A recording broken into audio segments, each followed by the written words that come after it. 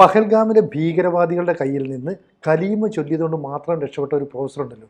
അതെ, കലീമ ചൊല്ലിയതുകൊണ്ട് മാത്രം രക്ഷപ്പെട്ട ഒരു പ്രൊഫസറുണ്ട്.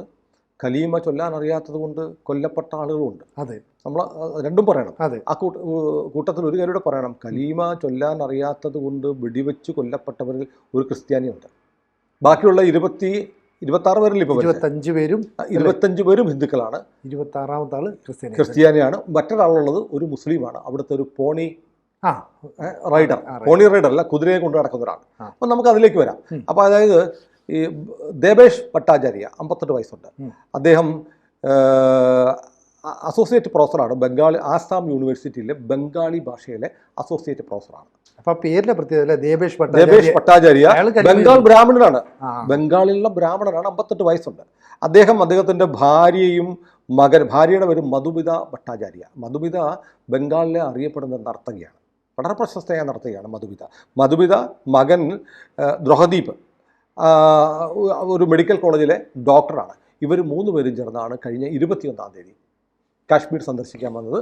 അപ്പോൾ ബൈസരൺ എന്ന് പറഞ്ഞാൽ നമ്മൾ നേരത്തെ പലതവണ പറഞ്ഞു, മലകൾ, മഞ്ഞുമൂടിയ മലനിരകൾ കാണാം, നല്ല പുൽമേട്, പിന്നെ ഇപ്പുറത്ത് പൈൻ കാടുകൾ, അതിമനോഹരമായ ഒരുപാട് ഹോളിവുഡ് സിനിമകളൊക്കെ ഷൂട്ട് ചെയ്തിട്ടുള്ള സ്ഥലമാണ് ഈ ബൈസരൺ കാണാൻ അവരവിടെ എത്തി. എല്ലാവരും ആഘോഷത്തിലിരിക്കുകയാണ്. അപ്പോഴാണ് ചില വെടിവെച്ചകൾ കേട്ടപ്പോൾ ഇവർ ഓർത്ത് അവിടെ ഒരുപാട് കുരങ്ങന്മാരുടെ ശല്യമുണ്ട്. കുരങ്ങന്മാരെ വെടിവെക്കാൻ വേണ്ടിയിട്ട്, കൊല്ലാനല്ല, പേടിപ്പിക്കാൻ വേണ്ടി ചില മോക്കായിട്ടുള്ള ഈ പടക്കം പൊട്ടിക്കും കുരങ്ങുകൾ. അങ്ങനത്തെ ശബ്ദമാണെന്ന് കരുതിയിരിക്കുമ്പോഴാണ് പോലീസിൻ്റെ അല്ലെങ്കിൽ പട്ടാളത്തിൻ്റെ യൂണിഫോം ധരിച്ച കുറേ ആളുകൾ തോക്കുമായി വന്ന് തലകും വിലകും വെടിവെക്കുന്നത്. അപ്പോൾ ഭട്ടാചാര്യ പറയുന്നത്, ചാനൽ NDTV വന്നിട്ട്, NDTV ആണ് ഈ വാർത്ത ആദ്യം ബ്രേക്ക് ചെയ്തത്. NDTVയിൽ പറയുന്നത്, ഞാൻ നോക്കുമ്പോൾ എൻ്റെ തൊട്ടടുത്ത് നിൽക്കുന്ന ഒരാളുടെ ദേഹത്ത് വെടികൊണ്ടു, അയാളുടെ ചോരയൊക്കെ തെറിച്ച് എൻ്റെ ദേഹത്ത് വീഴുന്നു.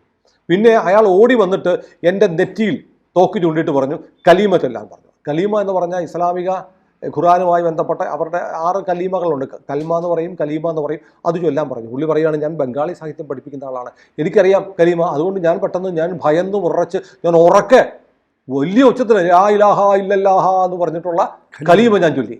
അപ്പോൾ എന്നെ ഒന്ന് നോക്കിയിട്ട് അയാൾ പോയി, ഒന്നും ചെയ്തില്ല. അപ്പോൾ ഇതാണ് വാർത്ത. ഈ വാർത്ത ഇപ്പം മധുമിത പറയാണ്. മധുമിത പറഞ്ഞതായിട്ട് മധുമിതയുടെ സഹോദരി ഇന്ദ്രാണി ദാസ് NDTV എന്ന് പറയുന്നുണ്ട്. ചേച്ചി എന്നോട് പറഞ്ഞു ആ സംഭവം, ചേച്ചി കണ്ടു, എല്ലാവരും വെടിവെക്കുന്നത് കണ്ടു എന്ന് കണ്ടപ്പോഴത്തേക്ക് എനിക്ക് മനസ്സിലായി ഇത് തീവ്രവാദികളാണെങ്കിൽ ഉറപ്പായിട്ട് മുസ്ലിങ്ങളാണെന്ന് കാശ്മീരിലെ ഉറപ്പുണ്ട്. അപ്പം ഞാനപ്പോൾ എന്ത് ചെയ്തു, എന്നെ കൊല്ലുമല്ലോ എന്ന് ഓർത്തിട്ട് എൻ്റെ കയ്യിലുള്ള വളകൾ ഞാൻ ഷാക്കാപ്പോള എന്ന് പറയും. ഷാക്കാപ്പോള എന്ന് പറഞ്ഞ വള ഹിന്ദുക്കളാണല്ലോ കൂടുതലും വളകൾക്ക് ആ കുപ്പി വളകളൊക്കെ ഞാൻ പൊട്ടിച്ച് കളഞ്ഞു. എൻ്റെ നെറ്റിയിൽ സീമന്തരേഖ ഉണ്ടായിരുന്നു, ആ സിന്ദൂരം ഞാൻ മായ്ച്ചു കളഞ്ഞു. അതുകൊണ്ട് ഞാൻ ഹിന്ദു അല്ലാതെ മനസ്സിലായി. എൻ്റെ ഭർത്താവിൻ്റെ തലയ്ക്ക് തോക്ക് ചൂണ്ടി കലീമ ചൊല്ലാൻ പറയുകയും അദ്ദേഹം ഉച്ചത്തിൽ അത് ചൊല്ലുകയും ചെയ്തുകൊണ്ട് ഞങ്ങളുടെ ജീവൻ രക്ഷപ്പെട്ടു. ഞങ്ങൾ അവിടുന്ന് ഇവരെ പോയ ഉടനെ ഞങ്ങൾ ഓടി അവിടെ ഒരു വേലിക്കെട്ടുണ്ട്. ഈ വേലിക്കെട്ട് മറികടന്ന് ഞങ്ങൾ ആ പൈൻമരക്കാട്ടിൽ പോയി ഞാനും എൻ്റെ മകനും എൻ്റെ ഭർത്താവും മരത്തിന് പിന്നിൽ ഒളിച്ചിരുന്നു. അപ്പോൾ ഞങ്ങൾ നോക്കുമ്പോൾ ഇവർ തുരുതുരാ വെടിവെക്കുകയായിരുന്നു ആളുകളെ എന്നാണ് ഇവർ പറഞ്ഞിരിക്കുന്നത്.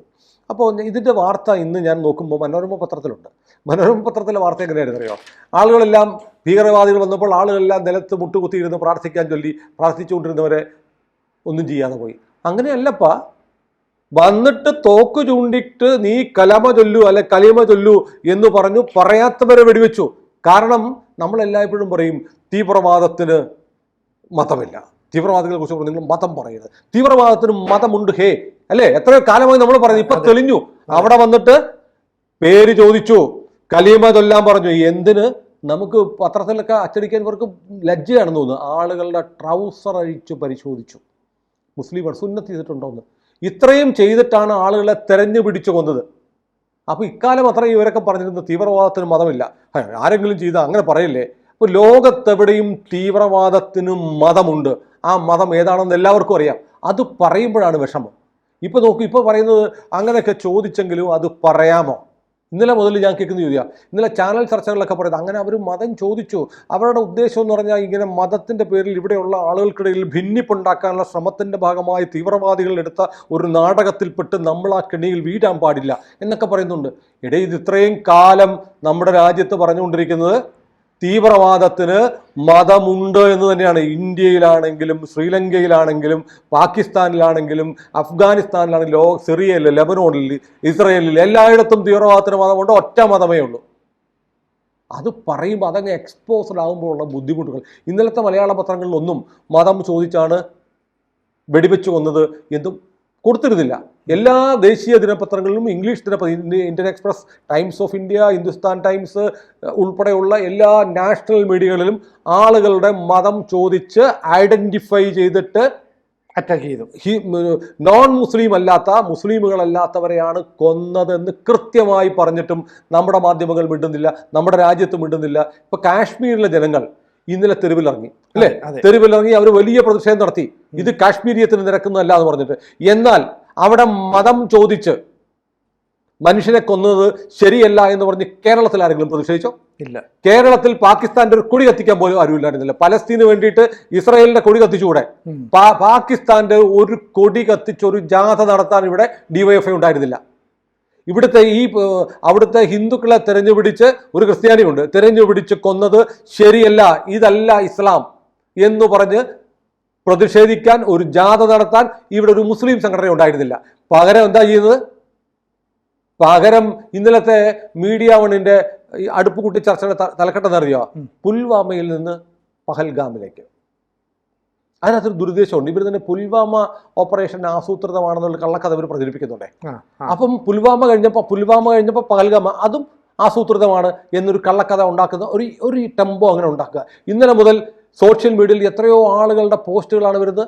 പോസ്റ്റുകൾ ഇങ്ങനെ വരികയാണ്, അത് സംഘികളുടെ അടുത്ത പരിപാടി, ബീഹാർ ഇലക്ഷൻ വരുന്നുണ്ട്, അതിനു വേണ്ടിയിട്ടാണ്, എങ്ങനെയൊക്കെ പറയുന്ന ആളുകൾ നമ്മുടെ നാട്ടിലുണ്ട്. അപ്പം വെള്ളം പൂശാനായിട്ട് ഒരുപാട് പേര് ഒരുപാട് ആളുകളുണ്ട്. ഇപ്പൊ നമ്മൾ നോക്കൂ, ഇപ്പം ഈ പാകിസ്ഥാനിൽ വന്ന ഭീകരരുണ്ട്, അവർക്ക് ഒത്താശ ചെയ്ത് കൊടുത്ത ആരാണ്?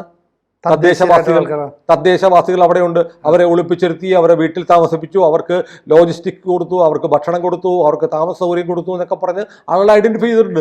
അനുകൂലമായ സാഹചര്യം വരുന്നവരെ അവരെ ഒളിപ്പിച്ചു വെച്ചു. അങ്ങനെ തന്നെയല്ലേ? അങ്ങനെയുള്ള ആളുകളല്ലേ കേരളത്തിൽ നിന്ന് ഈ പോസ്റ്റ് ഇടുന്നവർ? ഇവിടെയും തീവ്രവാദി ആക്രമണത്തിന് വന്നാൽ ഇപ്പൊ പോസ്റ്റ് ഇട്ടിരിക്കുന്ന ഇവരൊക്കെ എന്ത് ചെയ്യും? അവരെ ഒളിപ്പിച്ചിരുത്തും, അവരെ കൊണ്ടുപോകേണ്ട സ്ഥലങ്ങളിൽ എവിടെ പോയി വെടിവെക്കണമെന്ന് കാണിച്ചു കൊടുക്കും, വെടിവെക്കേണ്ട ആളുകളുടെ ലിസ്റ്റ് കൊടുക്കും, ഭക്ഷണവും ആഹാരവും എല്ലാം കൊടുക്കും. അങ്ങനെയുള്ള ആളുകൾ കാശ്മീരിൽ ഉള്ളതിനേക്കാൾ കൂടുതൽ നമ്മുടെ കേരളത്തിലുണ്ട്. പക്ഷെ എന്നിട്ട് പോലും കാശ്മീരിലെ കുറെ പേര് പ്രതിഷേധമായിട്ട് വരികയും ചെയ്തു, അല്ലേ? അവിടുത്തെ തദ്ദേശീയരായ കാരണം വെച്ചാൽ കാശ്മീരിലെ ആളുകൾക്ക് ഇപ്പോൾ അന്തസ്സായി ജീവിക്കാൻ പറ്റുന്നുണ്ട്. കാശ്മീരിൽ 3 മണിക്കൂറായിരുന്നു വൈദ്യുതി ഉണ്ടായിരുന്നത്. ആർട്ടിക്കിൾ 370 എടുത്തു കളഞ്ഞതിന് ശേഷം കാശ്മീരിൽ 24 മണിക്കൂർ കറണ്ട് ഉണ്ട്. കാശ്മീരിൽ ജോലിയുണ്ട്. എന്തുകൊണ്ടാണ് ആ കുതിരക്കാരൻ, മുസ്ലിം ചെറുപ്പക്കാരൻ, തീവ്രവാദികൾ തോക്ക് പിടിച്ചു വാങ്ങിച്ചത്? കാരണം അവന് 2 സഹോദരിമാരുണ്ട്.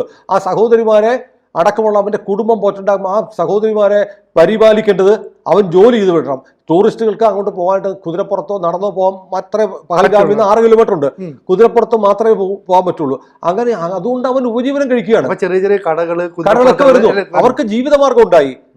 നിങ്ങൾ പറയുന്നവരാണ് 370 ഉണ്ടായതിനു ശേഷം കാശ്മീരികൾ അടിമത്തമാണ്, അവർക്ക് ജയിലിലാണ്. അങ്ങനെയൊന്നുമല്ല.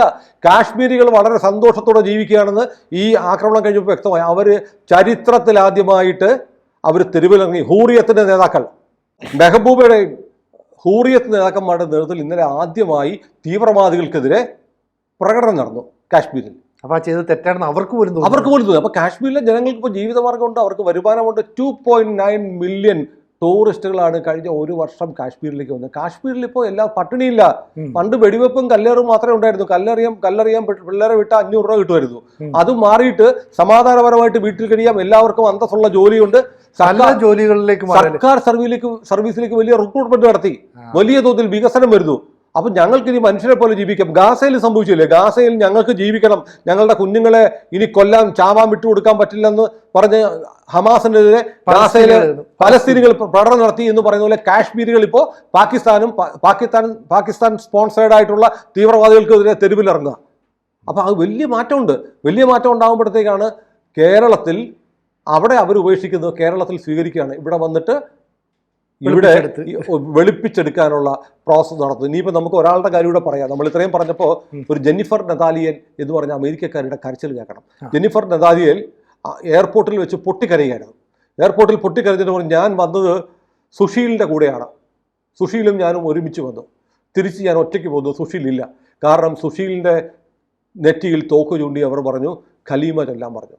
സുഷീൽ പറഞ്ഞു, ഐ ആം എ ക്രിസ്ത്യൻ, എനിക്കറിയില്ല, ഉത്തരം വെടിവെച്ചായിരുന്നു. സുശീലിൻ്റെ നെഞ്ച് പിളർന്ന് വെടിയുണ്ട കടന്നുപോയി. ജെന്നിഫർ പറയുന്നു, ക്രിസ്ത്യാനിയായിപ്പോയി, ഞാനെങ്ങനെ കലീമ ചൊല്ലാനാണ്? ഇതൊരു വലിയ ചോദ്യമാണ്. കേരളത്തിലെ ക്രിസ്ത്യാനികൾ അറിയണം കേട്ടോ, ഇവിടുത്തെ പട്ടക്കാരും പള്ളിക്കാരും അറിയണം, ഇവിടുത്തെ അൽമായരും അറിയണം. കാശ്മീരിൽ ഇന്നലെ കൊല്ലപ്പെട്ടവരിൽ ഒരു ക്രിസ്ത്യാനിയുണ്ട്. അയാളെ കൊല്ലാൻ കാരണം അയാൾ കലീമ ചൊല്ലാൻ അറിയില്ലാത്തതുകൊണ്ടാണ്. അപ്പോൾ വന്ന് ഈ രാജ്യത്ത് ജീവിക്കണമെങ്കിൽ നിങ്ങൾ മിനിമം കലീമയെങ്കിലും കലമയെങ്കിലും ചൊല്ലാൻ അറിയുന്നവരായി ആണെങ്കിൽ മാത്രമേ ഈ രാജ്യത്ത് ജീവിക്കാൻ പറ്റൂ എന്ന തരത്തിലേക്ക് നമ്മുടെ സ്ഥിതി മാറിയിരിക്കുന്നു. ഇവിടൊക്കെ എനിക്കിപ്പോഴും സങ്കടം തോന്നുന്നത്, കേരളത്തിൽ ഒരൊറ്റ സാംസ്കാരിക നായകൻ, ഒരൊറ്റ സാംസ്കാരികൻ, സച്ചിദാനന്ദൻ മുതൽ എന്തൊക്കെ ആനന്ദന്മാരാവട്ടെ, ഒരാൾ കാശ്മീരിൽ നടന്ന ഈ തീവ്രവാദ ആക്രമണത്തെ അപലപിച്ചിട്ടില്ല.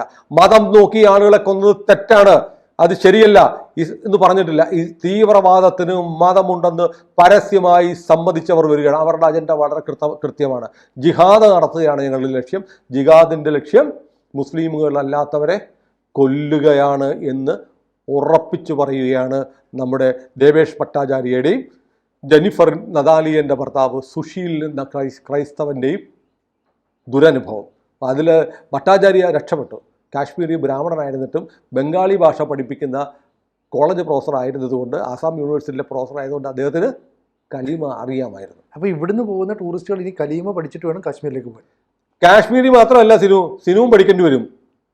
ഇവിടെ കേരളത്തിലും ജീവിക്കണമെങ്കിൽ നിങ്ങൾ കലീമ ചൊല്ലേണ്ടി വരും. അപ്പോൾ അധികം താമസമൊന്നും വേണ്ട, ഒരു 5-10 വർഷം കൂടെ കഴിഞ്ഞോട്ടെ. കൂടുതൽ വാർത്തകളും വിശേഷങ്ങളും നിങ്ങളിലേക്ക് എത്താൻ ABC മലയാളം സബ്സ്ക്രൈബ് ചെയ്യുക, ബെൽ ബട്ടണും അമർത്തുക.